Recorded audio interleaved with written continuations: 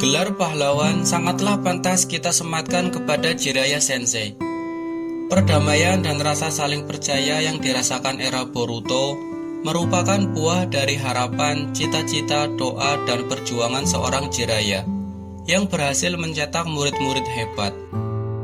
Karakternya yang genit menjadikannya mendapatkan julukan petapa genit atau Ero Sennin dari Naruto. Mungkin kalau Jiraiya tahu ada TikTok, Jiraiya tidak perlu repot-repot pergi ke onsen lagi ya, hehehe. Semua bisa dengan satu sentuhan. Ups, berarti yang hobi nonton video goyang-goyang di TikTok lebih genit dari Ero Sennin ya, hehehe. Hayo ngaku, hayo ngaku. Bercanda. Bukan ini yang akan Mimin bahas. Ada banyak hal menarik yang layak dibahas tentang perjalanan hidup Jiraiya Sensei. Berikut adalah beberapa fakta menarik yang telah dihimpun sahabat Teguh.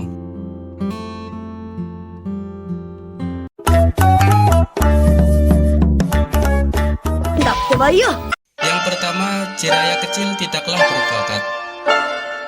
Ketika kecil, Jiraiya tergolong sebagai shinobi yang kurang berbakat dan cenderung bodoh. Satu tim dengan Orochimaru dan Tsunade di bawah asuhan Hiruzen Sarutobi, Jiraiya kecil menjadi murid yang selalu tertinggal. Hiruzen selaku gurunya sampai bingung bagaimana harus mendidik Jiraiya.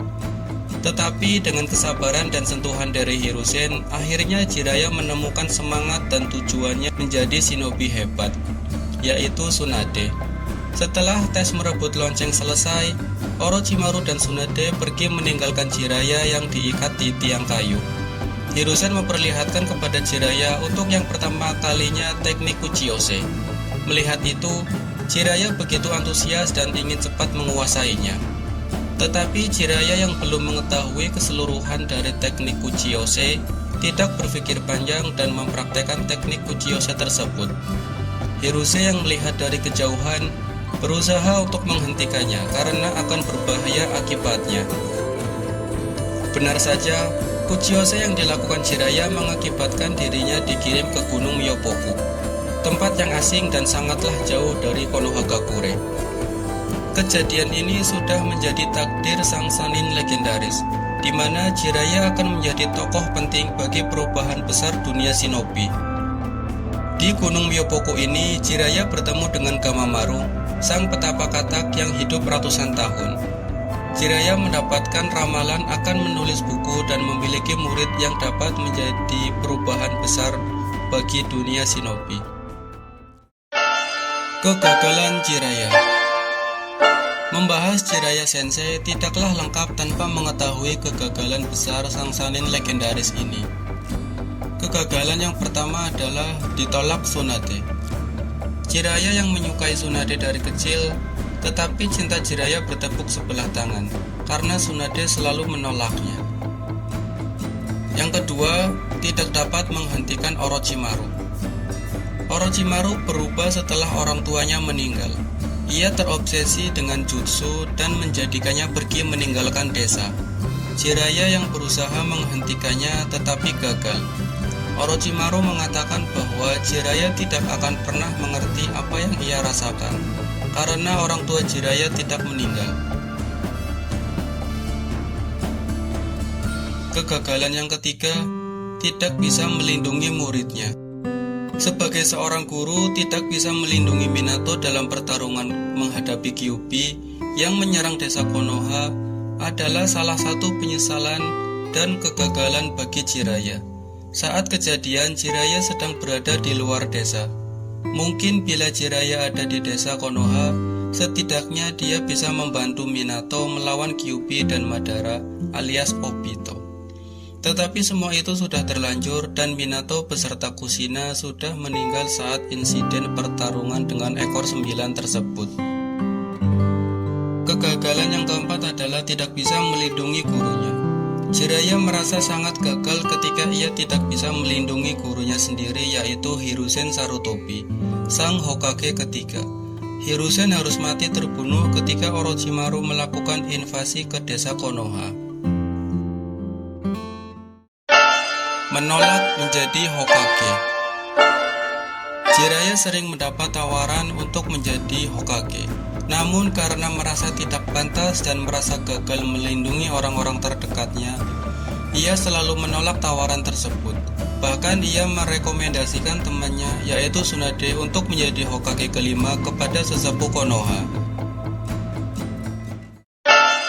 Perjalanan mencari anak yang diramalkan. Jiraiya Sensei memulai pengembaraan menjelajahi seluruh penjuru dunia, di mana dunia yang saat itu sedang dalam masa peperangan yang tiada henti. Kebencian dan dendam menjadi pemandangan yang mengerikan pada saat itu. Pulang dari pertarungan dengan Hanzo di Amegakure, di mana Jiraiya, Tsunade, dan Orochimaru mendapat gelar Sang Sannin legendaris dari pemimpin Amegakure tersebut. Mereka bertiga diikuti oleh Yahiko, Konan, dan Nagato. Akhirnya Jiraiya memutuskan untuk tinggal 3 tahun bersama mereka. Ia pun mengajari ninjutsu sampai mereka bisa menjaga diri sendiri. Nagato merupakan murid pertama yang menurut Jiraiya mampu membawa perubahan di dunia, karena tekadnya yang ingin melindungi teman-temannya. Ditambah, Nagato memiliki Rinnegan dan ingin menghentikan peperangan.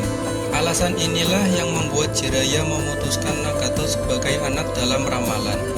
Namun Nagato dikabarkan mati dalam peperangan. Hal ini membuat harapan Jiraiya terhadap Nagato sebagai anak dalam ramalan pun hilang. Setelah apa yang Nagato alami, dia pun menjadi murid Jiraiya yang akan membawa kehancuran di dunia.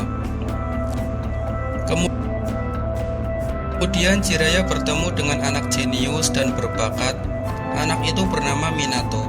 Jiraiya menjadikan Minato sebagai muridnya. Melihat kemampuan Minato, Jiraiya pun berpendapat Minato lah anak yang diramalkan itu. Namun Minato mati sebelum harapan Sang Sannin legendaris terwujud. Harapan anak yang diramalkan pun hilang kembali. Di saat Jiraiya sedang melakukan penelitiannya, itulah pertama kalinya bertemu dengan Naruto yang sedang berlatih teknik dasar pengendalian cakra dengan guru Ebisu. Naruto pun kagum dengan kehebatan Jiraiya yang bisa mengalahkan guru Ebisu dengan mudahnya.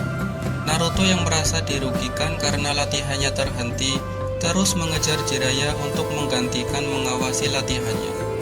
Berbeda dengan Nagato dan Minato, Jiraiya enggan melatih Naruto karena dianggap hanya mengganggu dan membuang-buang waktu. Namun dengan semangat pantang menyerah dan jurus andalannya, Oiroke no Jutsu, akhirnya Jiraiya kalah dan mau melatih Naruto. Naruto resmi menjadi murid Jiraiya saat sedang dirawat di rumah sakit. Karena kegagalannya membawa Sasuke kembali, Sasuke lebih memilih jalannya bertemu Orochimaru untuk mendapatkan kekuatan. 3 tahun berlatih bersama Jiraiya menjadikan Jiraiya seperti ayahnya sendiri. Naruto sangat mencintai dan menghormati gurunya itu, dan Jiraiya pun rela mengorbankan nyawanya untuk melindungi Naruto. Jiraiya mengatakan kepada Naruto bahwa suatu saat akan ada zaman di mana orang akan saling mengerti dan mencintai. Dan Jiraiya percaya kepada Naruto, Naruto akan menemukan jawabannya. Kematian Jiraiya. Mendapatkan info pimpinan Akatsuki berada di desa Amegakure, Jiraiya segera menemui Tsunade dan berbagi informasi kepadanya. Pertemuan ini menjadi momen akhir di antara mereka sebelum kematian Sang Sannin legendaris. Jiraiya dengan kemampuan penyusupan yang luar biasa berhasil masuk ke desa yang terkenal sangat ketat dan terisolasi dari luar. Jiraiya merupakan ninja yang mempunyai banyak elemen. Jadi buat teman-teman yang belum tahu, ninja di dunia Naruto ini rata-rata mempunyai 1 elemen. Terus ninja yang punya 2 atau lebih elemen terbilang sangatlah langka. Jiraiya menguasai semua elemen yaitu api, air, angin, tanah, dan listrik. Selain itu, ia juga menguasai elemen yin dan yang. Ditambah Jiraiya Sensei mempunyai Sage Mode. Sage Mode yang tidak sempurna, karena itu Jiraiya tidak menyukai penampilan Sage Mode miliknya.